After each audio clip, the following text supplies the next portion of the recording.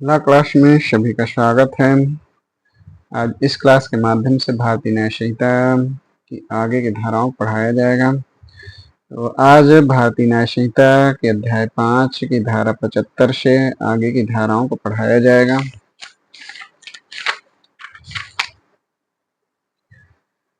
भारतीय न्याय संहिता की धारा 75 व आईपीसी की धारा 354 का आईपीसी धारा 354 का जो उत्तराखंड सिविल जज की परीक्षा में पूछा जा चुका है। तो इस संहिता की धारा 75 व आईपीसी की धारा 354 का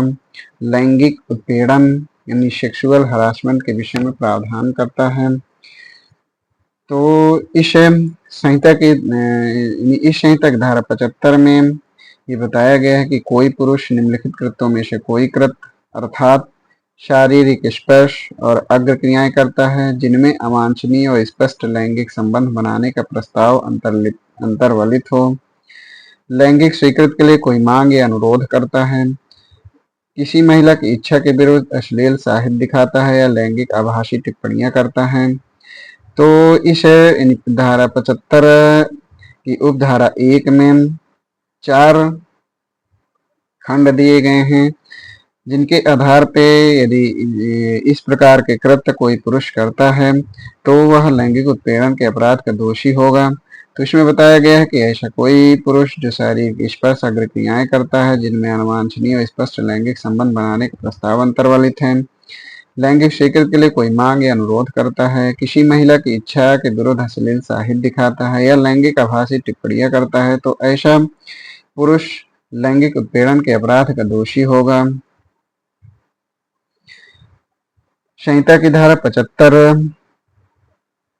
की उपधारा 2 में दंड का प्रावधान किया गया है। तो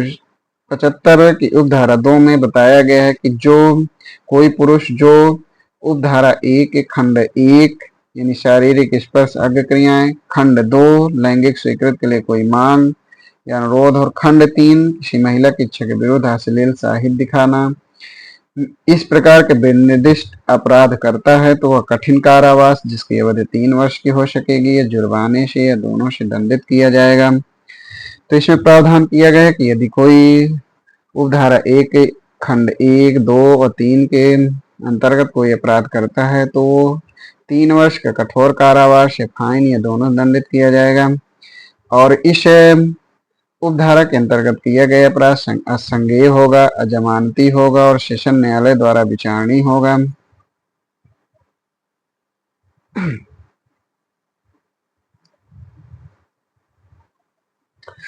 इस संहिता की धारा 75 की उपधारा 3 में बताया गया कि कोई पुरुष जो उपधारा 1 के खंड 4 लैंगिक आभासी टिप्पणियां करता है में बिन निर्दिष्ट अपराध करता है तो वह ऐसे कारावास यानी किसी भांति के कारावास जिसकी अवधि 1 वर्ष की हो सकेगी या जुर्माने से या दोनों से दंडित किया जाएगा। और इस उपधारा के अंतर्गत किया गया अपराध संज्ञेय होगा, अजमानती होगा और सेशन न्यायालय द्वारा विचारणीय होगा।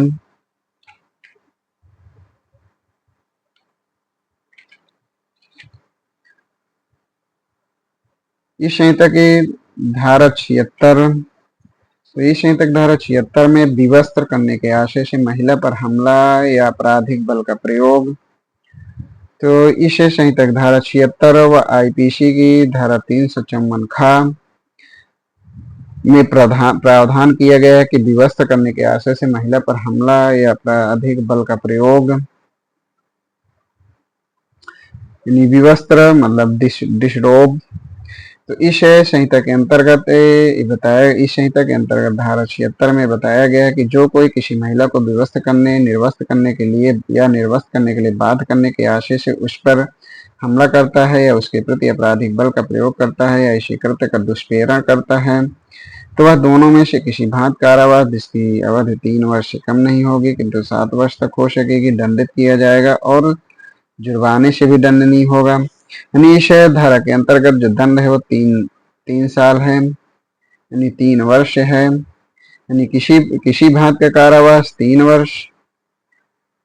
या प्लस फाइन यानी जुर्माने से भी दंडनीय होगा, और इस धारा के अंतर्गत किया गया अपराध संज्ञेय होगा, जमानती होगा और सेशन न्यायालय द्वारा विचारणीय होगा। इस संहिता की धारा 77, तो इस संहिता की धारा 77 दृश्य रतिका यानी वावरिज्म के विषय में प्रावधान करता है। तो इस संहिता की धारा 77 व आईपीसी धारा 354 का दृश्य रतिका यानी वावरिज्म के विषय में प्रावधान करता है। आईपीसी की धारा 354 का उत्तराखंड और एमपी सिविल जज की परीक्षाओं में पूछा जा चुका है। तो इसमें बताया गया है कि जो कोई किसी निजी कार्य में लगी हुई किसी महिला को उन परिस्थितियों में जिनमें वह प्रायः है प्रत्याशा करती है कि उसे देखा नहीं जा रहा है, एकटक देखता है, उस कृत्य में लिप्त व्यक्ति उस कृत्य में लिप्त व्यक्ति को के कहने पर कोई अन्य व्यक्ति उसका चित्र खींचता है या उस चित्र को प्रसारित करता है, तो प्रथम दोष सिद्धि पर वह दोनों में से किसी भांति के कारावास यानी साधारण या कठोर कारावास में से कोई भी जिसकी अवधि 1 वर्ष से कम नहीं होगी और जो 3 वर्ष तक हो सकेगी दंडित किया जाएगा और जुर्माने का भी दायी होगा, तथा द्वितीय पश्चातवर्ती किसी दोष सिद्धि पर दोनों में से किसी भांति के कारावास जिसकी अवधि 3 वर्ष कम नहीं होगी जो 7 वर्ष तक हो सकेगी दंडित किया जाएगा और जुर्माने का भी दायी होगा। यानी प्रथम दोष सिद्धि पर 1 से 3 साल तक प्लस फाइन, और पश्चातवर्ती दोष सिद्धि पर 3 से 7 वर्ष कारावास प्लस जुर्माना। प्रथम दोष सिद्धि का जो अपराध होगा संज्ञेय होगा, जमानती होगा, सेशन न्यायालय द्वारा विचारणीय होगा। द्वितीय या पश्चातवर्ती दंड पश्चातवर्ती अपराध की दशा में भी अपराध संज्ञेय, जमानती और सेशन न्यायालय द्वारा विचारणीय होगा। इस संहिता इसमें स्पष्टीकरण में बताया गया है कि इस धारा के प्रयोजनों के लिए निजी कार्य के अंतर्गत ताकने का कोई ऐसा कृत्य आता है जो ऐसे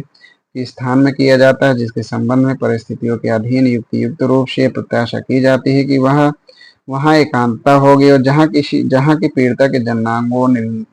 नितंबों या वक्षस्थलों को अवदर्शित किया जाता है, केवल अधोवस्त्र से ढका जाता है,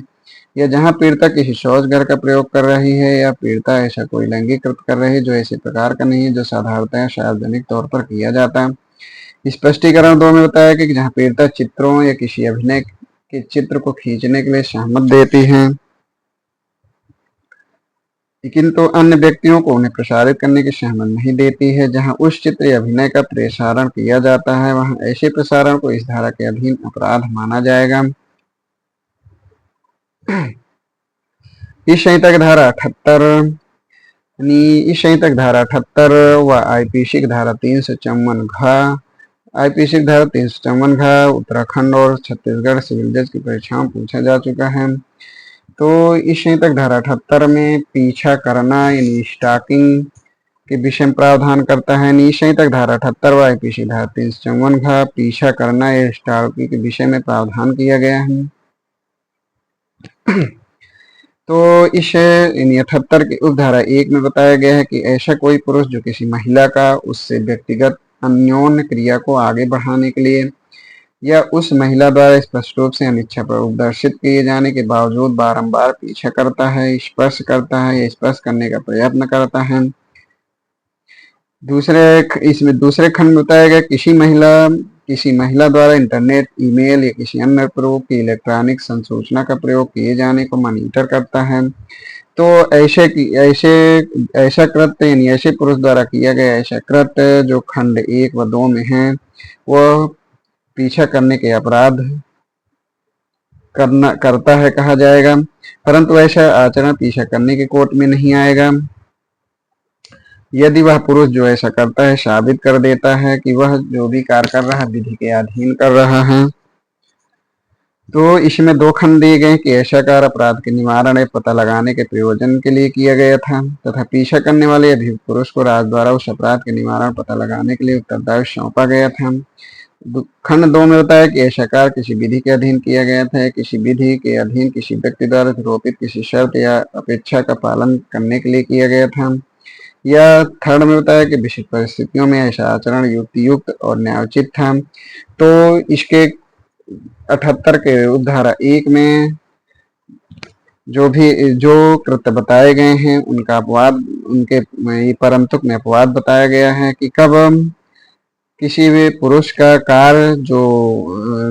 78 के खंड 1 व 2 में है, पीछा करने की श्रेणी में नहीं आएगा, पीछा करने कोड में नहीं आएगा। तो ये बताया गया है इस 78 की उपधारा 2 में दंड के विषय में प्रावधान किया गया है। तो 78 की उपधारा 2 में कहा है, जो कोई पीछा करने का अपराध कारित करता है वह प्रथम दोष सिद्धि पर दोनों में से किसी भांति कारावास जिसकी अवधि 3 वर्ष हो सकेगी दंडित किया जाएगा, और जुर्माने से भी दंडनीय होगा। यानी प्रथम दोष सिद्धि पर 3 वर्ष का कारावास प्लस जुर्माना, 3 वर्ष कारावास किसी भांति का होगा, और ऐसा अपराध संज्ञेय अपराध होगा, जमानती होगा, और किसी भी मजिस्ट्रेट द्वारा विचारणीय होगा। द्वितीय पश्चातवर्ती दोष सिद्धि पर 5 वर्ष का कारावास जो किसी भांति का होगा प्लस जुर्माना होगा, और ऐसा अपराध संज्ञेय होगा, अजमानती होगा, और किसी भी मजिस्ट्रेट द्वारा विचारणीय होगा।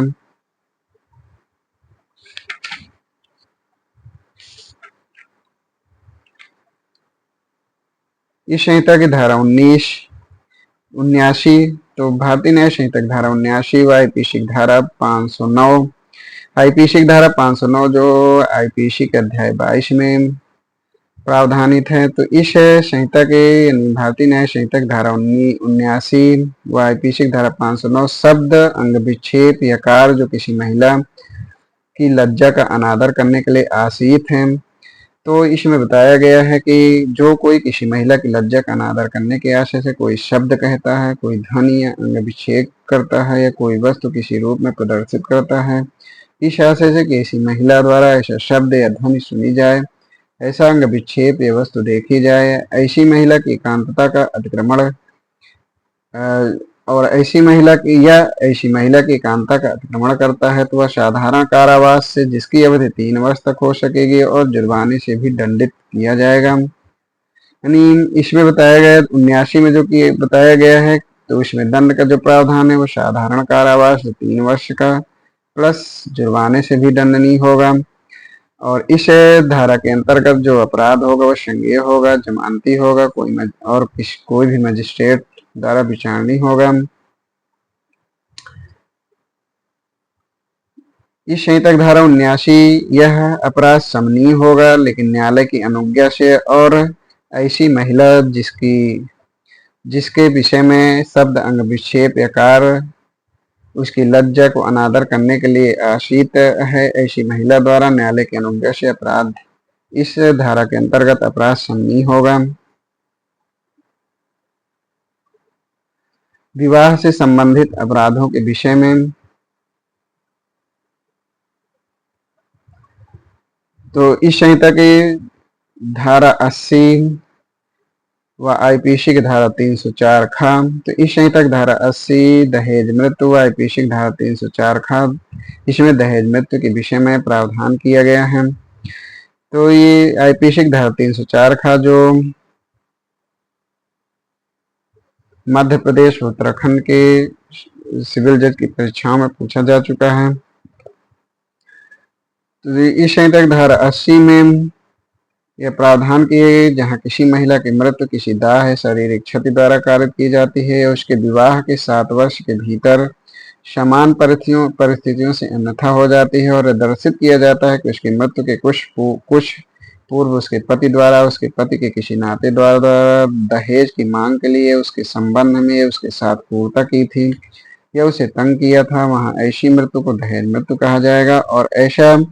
पति या नातेदार उसकी मृत्यु कारित करने वाला समझा जाएगा। तो इस संहिता की धारा 80 की उपधारा 1 में दहेज मृत्यु को परिभाषित किया गया है। इसके स्पष्टीकरण बताया कि दहेज का वही अर्थ है तो दहेज प्रतिषेध अधिनियम 1961 की धारा 2 में इसकी परिभाषा दी गई है। इस संहिता की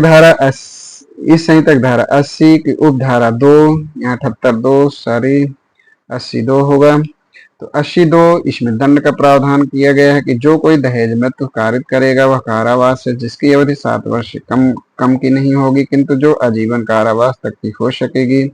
इससे दंडित किया जाएगा, और इस धारा के अंतर्गत किया गया अपराध संज्ञेय होगा, अजमानती होगा और सेशन न्यायालय द्वारा विचारणीय होगा। तो आज इतना ही। अगली क्लास में इसके आगे की धाराओं को आईपीसी के उपबंधक के साथ पढ़ाया जाएगा। धन्यवाद।